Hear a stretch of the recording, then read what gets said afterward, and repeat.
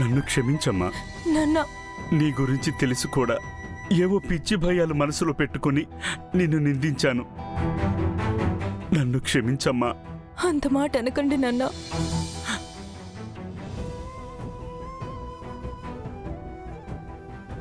రుద్ర, కొందరింటి కోడల్ని బానిసలా చూస్తుంటారు. మరికొందరు వాళ్ళే తప్పు చెయ్యకపోయినా నిందలు వేస్తూనే ఉంటారు. కానీ మీది చాలా గొప్ప కుటుంబం. అందుకే ఇంటి కోడల గురించి చాలా గొప్పగా ఆలోచించారు. నేనే తొందరపడ్డాను. మావయ్య గారు, ఆడవాళ్ల చుట్టూ ఎప్పుడూ ఏవో పుకార్లు నడుస్తూనే ఉంటాయి. కుటుంబ సభ్యులుగా మనం అండగా నిలబడి వాళ్ళకి సపోర్ట్ చేయాలి. అప్పుడే వాళ్ళు ఏదైనా సాధించగలరు. నన్ను నమ్మండి, ప్రమీల ఎప్పటికీ సంతోషంగా ఉండేలా మేం చూసుకుంటాం. చాలా థ్యాంక్స్ రుద్ర. ఆ అబ్బాయికి కూడా సారీ చెప్తాను. వద్దు మావయ్య గారు, ఆ అబ్బాయికి నిజం తెలీదు. నేను సర్ది చెప్తాను, తను అర్థం చేసుకుంటాడు. వస్తాను రుద్ర. అమ్మ ప్రమీల, బయలుదేరతాను.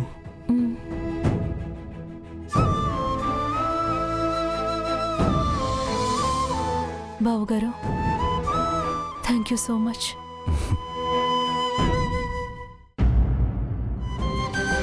పెద్దరు, రుద్ర సార్ ఇచ్చిన షాక్కి ఆ హిట్లర్కి చుక్కలు కనబడ్డాయి.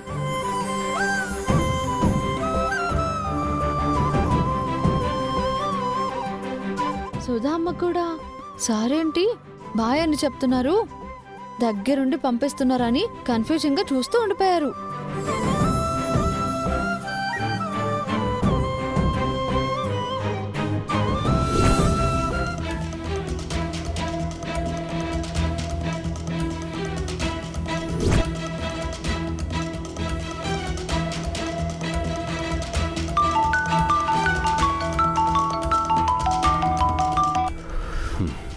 చెప్పు మనోహర్. మీరు చెప్పినట్టుగానే ఆ సూర్య వాళ్ళ కాంట్రాక్ట్ని క్యాన్సిల్ చేశాను. వాళ్ళ పెట్టుబడిలో ₹1 కూడా రాదని చెప్పేశాను. గుడ్. వాళ్ళేమన్నారు? కాస్త గొడవ చేశారు. పోలీస్ కేసు ఫైల్ చేస్తాం, ఫ్రాడ్ అంటూ బెదిరించడానికి ట్రై చేశారు. మీ ఇష్టం వచ్చింది చేసుకోమని చెప్పాను. గుడ్. నెక్స్ట్ మీరు చేయాల్సింది ఏంటంటే, వాళ్ళు పెట్టుబడి కింద ఎలాంటి అమౌంట్ ఇవ్వలేదని, వాళ్ళే కాంట్రాక్ట్ బ్రేక్ చేశారని మీరే రివర్స్లో కేసు ఫైల్ చేయండి. అదెలా కుదురుతుంది? మంచి చేయాలంటే మార్గం దొరకదు, కానీ మోసం చేయడానికి బోల్డ్ అన్ని మార్గాలుంటాయి. సర్చ్ మనోహర్. అంతా ఓకే, బట్ కాన్సిక్వెన్సెస్ ఏవైనా సరే మీరే చూసుకోవాలి. ఓకే, ముందు నేను చెప్పింది చేయి. ఓకే.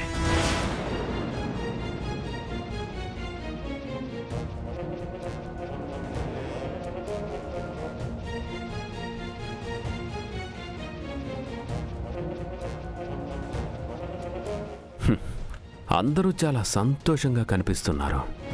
పాపం ఈ ఫ్యామిలీ పరువు రోడ్డున పడబోతుందని తెలిస్తే ఏమైపోతారో. మా రుద్రంటే రుద్రే. ఏ పనైనా సరే ఛాలెంజింగ్గా తీసుకుని సాధించేస్తాడు. శభాష్ రుద్ర. పెద్దరు, మీరు మరీ పక్షపాత బుద్ధి చూపిస్తున్నారు. మీ అబ్బాయే కాదు, ఇంటి కోడళ్ళు కూడా ఛాలెంజింగ్గా తీసుకుని ఏదైనా సాధిస్తాం. మా అందరికీ లీడర్ అమ్మగారే.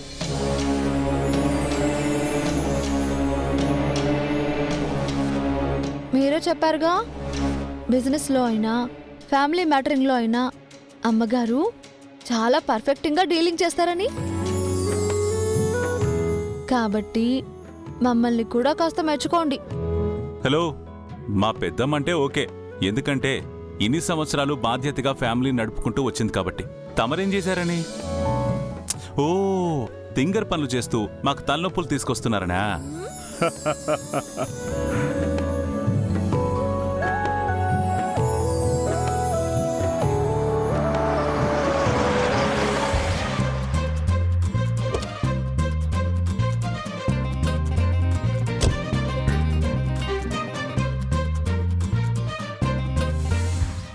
అమ్మగారు అమ్మగారు మీరు కూడా నవ్వుతారేంటి? మీరు మాకు సపోర్టింగ్ చేయాలి. వింటున్నారా? ఇంటి కోడళ్ళు కూడా అన్ని రకాలుగా రాణిస్తుంటే మీరొక్కళ్ళనే పొగిడితే ఎలా?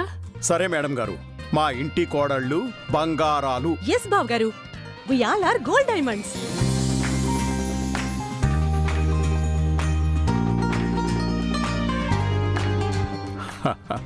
పెద్ద కోడలు ప్రమీల సూపర్ మార్కెట్ని లాభాల్లో నడిపిస్తోంది. మరి గంగేమో బాక్సింగ్లో గెలిచి పేరు గౌరవం తీసుకొచ్చింది. ఇక ఇషిక కూడా బిజినెస్లో కొత్త ప్రాజెక్ట్స్ డీల్ చేస్తూ సక్సెస్ వైపు దూసుకెళ్తోంది.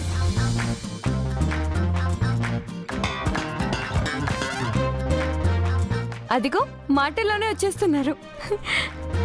రారా సూర్య, అన్న ఇప్పుడే ఇషిగా గురించి పొగుడుతూ మాట్లాడుతున్నారు, అంతలో మీరు వచ్చేశారు.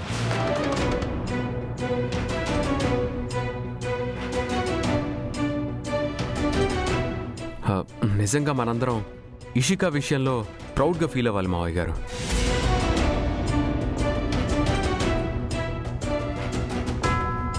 ఎక్స్పీరియన్స్ ఉన్న వాళ్ళే ఆలోచించి ప్రాజెక్ట్స్ చేస్తుంటే ఇషికా తన మీద నమ్మకంతో టఫ్ ప్రాజెక్ట్ని కూడా ఛాలెంజింగ్గా తీసుకొని డీల్ చేస్తుంది.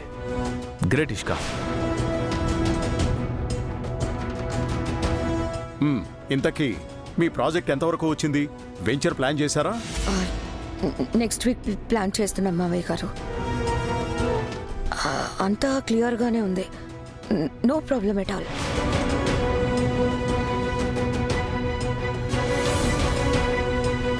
హే Gopi, today meeting what happened? బాగా జరిగింది అత్తయ్య. ఇప్పుడే కదా వచ్చాం, తర్వాత వివరంగా చెప్తాను. కాస్త ఫ్రెష్ అయ్యి వస్తాం. సూర్య కమ్.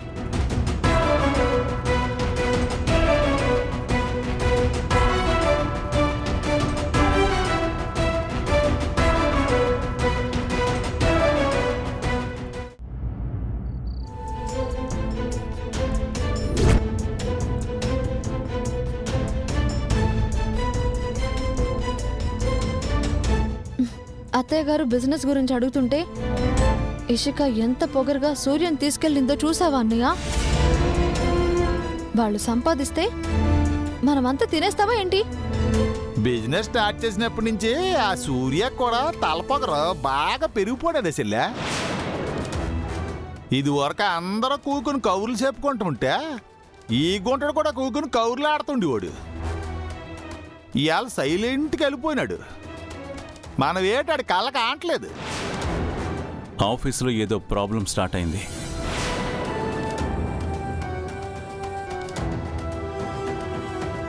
ఏమంటున్నారు సార్? సూర్య ఇషిక స్టార్ట్ చేసిన బిజినెస్లో ఏదో మిస్టేక్ జరిగింది.